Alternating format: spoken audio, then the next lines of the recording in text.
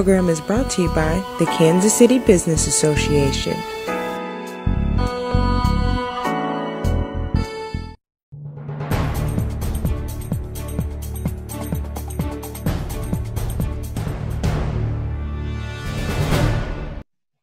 Carlos Nelson with What's Up Kansas City, and we have someone who is running for elected office. And as I told her off camera, I know her first name, Laura, but I usually have my guests introduce themselves so I don't muck their names up. Who do we have here? Hi, I'm Laura Loyacono, and I'm a candidate for House District 36 in South Kansas City. Hey, Laura, run it down to our audience what that district consists of, where it's located, the boundaries, and who's in that area. Sure. So it's a long district that runs mostly west to east. So you've got State Line on the west, and it runs all the way out, past Blue Ridge Road, almost to Longview Parkway. And then to the south, it's Martha Truman Road. And then to the north, it's 435. Takes a little jog over to Bannister and just kind of, picks it up over to 470. But essentially 435 to Martha Truman Road, 125th, State Line all the way out to nearly Longview. All right. Now, what I think my audience, or what I'd be interested in, I seen a picture of you and your family per se. You had the crew, I should say. But what I would ask you to do is tell your story, let our community and our viewership know who you are and some things that you would like them to know about you, especially in this climate now.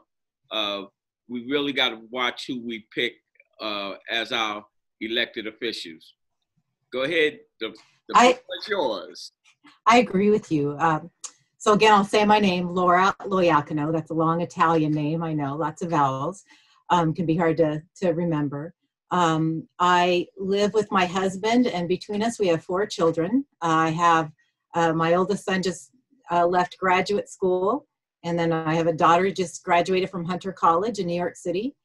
And then I have that's where I'm from. Yeah, that's right. She lives in New York. She's a dancer. And then I have a stepdaughter who is in high school and a stepson. Those are my bonus kids, and he's in middle school. So I've run the gamut. So why do you think that you deserve this seat versus some of your opponents? I don't really know who's running per se. I know one person is in the race, but this is your time. Sure. Well, I'll tell you why I'm running. I'll tell you, I'm running for the legislature because I just don't think we can afford to waste a single opportunity to make our voices heard in a chamber and in a government that otherwise is working very hard to squelch voices of people. What motivated me to run is, like so many other people, I was deeply shocked and dismayed after the 2016 election. And I was at a loss of words and emotions after that event. And I didn't really know what I was going to do with that anger and frustration. But like so many other people and women across the country, I was worried. I was worried that we were going to see loss of our civil rights and protections, that we were going to see a cut in funding, not only from the federal government, but down ballots into the state. And it concerned me a lot.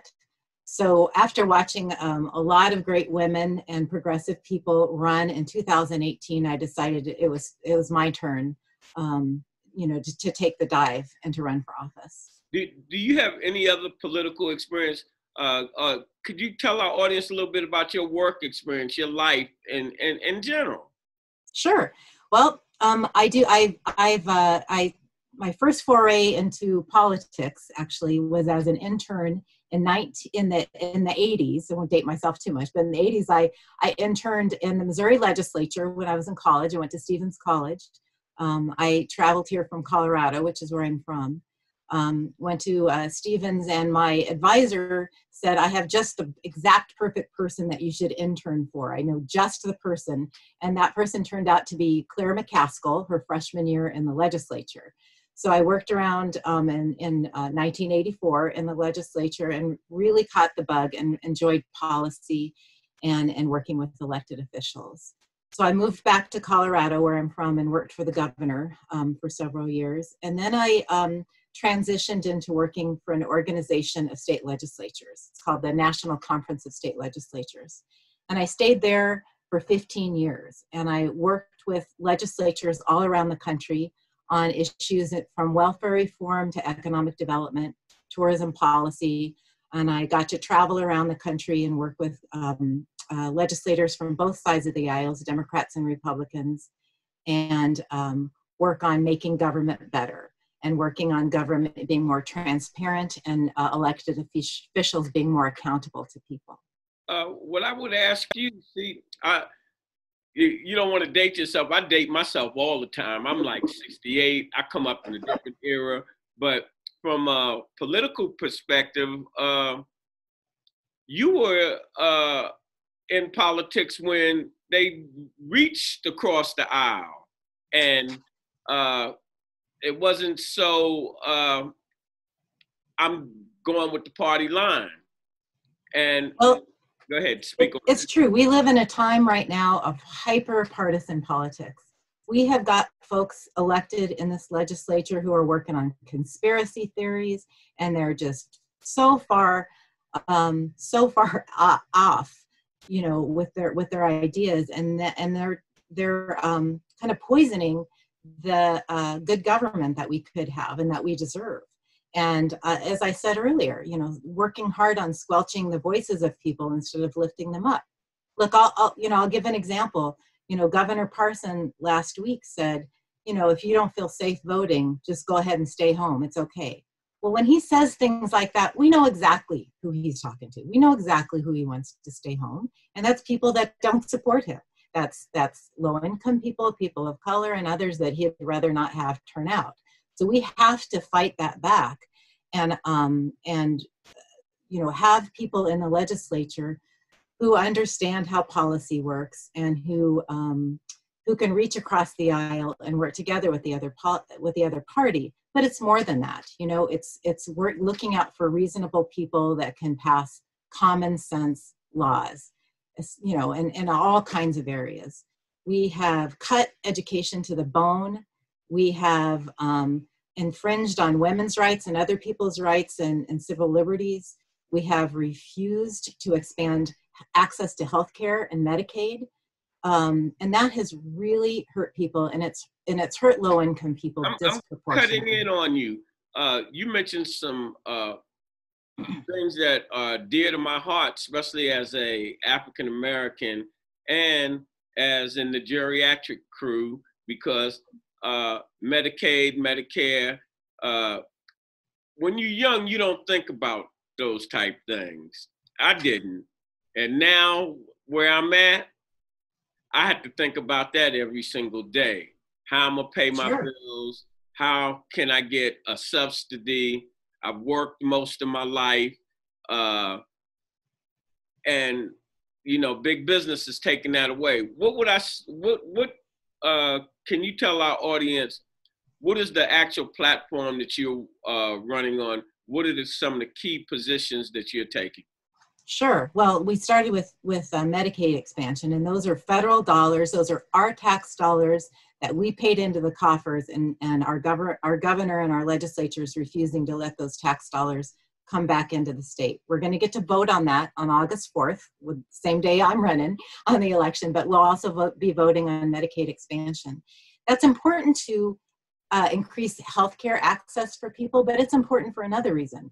Those dollars flowing into Missouri are going to free up other dollars that we now need more than ever, thanks to COVID. We need to fund our basic services, fix our roads and bridges, and fund our schools. And the fact that we don't have those extra dollars is really hurting us. So I really feel strongly about expanding Medicaid, and hope everybody, regardless of who they vote for, if they vote for me or somebody else, I hope they vote yes on expanding Medicaid on August 4th. Some of the other issues that I'm running on is good jobs that pay sustainable wages. Very, very concerned that COVID is disproportionately not only hurting people's health, but it's also, we're balancing the economy on the backs of, minimum wage folks that work in, as home health workers and in grocery stores. Those people are keeping us going, are keeping our economy going, yet they don't have access to health care and they don't receive sustainable wages. So that's an important issue for me. And then I'll say what probably drove me to run for office more than any other issue is access to public education. I've been a long-term advocate. I've moved I'll just mention after I left the Organization of State Legislatures, I moved to Kansas City more than 20 years ago to work at the Ewing Marion Kauffman Foundation. So for 21 years now that I've lived here in Kansas City, raised my kids here. Both of my children went through Kansas City public schools where I was an active parent, active in parent leadership, helped start the Education Foundation and really stood side by side with people to make sure that our kids had better access to education. So that's the most important, there's so many things. You have to know so many things when you're in state government, but public education and access to higher education and job training is really where my heart is and where I have had the majority of my work over the last 15 years, and 20 really since I've been living in Kansas City. No trick question or anything, but there's an ongoing move now because the state has controlled the Kansas City Police Department per se, and you don't even have to answer that because but I'm just putting it out there. Do you have any thoughts on that? That just came. I do. I feel like, back to the, I think the state government, back to my thesis about they're squelching our voices. I think that's a perfect example of how the state is stepping on rights of individuals, but also rights of cities to control their own destinies. I think Kansas City has been stepped on time and time again, and that's a great example of how we should be able to control our own police force and our own police. That's been an ongoing issue for some time. I'm not a political junkie, but just as a citizen, that has been an issue for, I could be wrong, decade and a half or longer. Yeah, they really need, government needs to be accountable to us. And we here that live, we people in Kansas City have a right to control our own destinies and our own policing. And they have stepped over us on multiple things. The legislatures turned back our will when we raised the minimum wage, for example, and they usurped that. So it's just wrong. And I hope that our Kansas City delegation can be really strong and helping turn those things around. All right, on closing this down, what parting words would you have for our audience specifically and for the voting public in general? Well, I'm really committed to listening to what people have to say. I think a lot of people right now are hurting. There's a lot of tension right now, and I think it's important for me running for office and once I get in to listen to what people have to say. The 36th district is highly diverse. It runs from extreme affluence to extreme poverty, and most is somewhere in between. It's diverse in terms of race and age, lots of kids, rental housing, you name it. It's all kind of chalked in the 36. I think it's probably one of the most, if not the most, economically diverse districts. And so I will promise that I will listen. I'm not going to always know the answer, and I'm not going to always be able to solve the problem, but I can promise that I will find somebody who can, and I am tenacious when it comes to that. I will advocate we have 3 school districts, Grandview, Hickman Mills, and Center School Districts are all in my district. I've worked with them extensively in STEM education, have gotten to know educators, students, teachers, and enjoy bringing resources to them. And I am really committed to helping those school districts. I know our education can be better. I know, we've had problems, but I also know that there's a lot of things that are beyond the control of our school administrators and our teachers and superintendents, like unstable housing, like crime and violence and gun violence and poverty that really affects the ability of children to do well. The fact that people have to move so often and uproot their kids out of schools because they have to find an affordable place to live. Well, that all affects those numbers that we see about how well our schools are doing. And I understand that, and I'm really there to advocate for those schools and for those children. And as I said, I'm not going to always know the answer, but I commit to going to meetings if I have to, listening, meeting people and understanding what their plights. And I will, the other thing I'll say about the 36th district that I've learned for sure is they are highly vocal, all parts of the community. They are not shy about telling you, if you meet them on the door or on the phone, they will tell you what's up. And so I really appreciate that. And I will listen and I will be straight with them as well. Well, Laura, it was a pleasure having you on the show, and we wish you the best of luck in your run for office. Thank you so much. I appreciate it.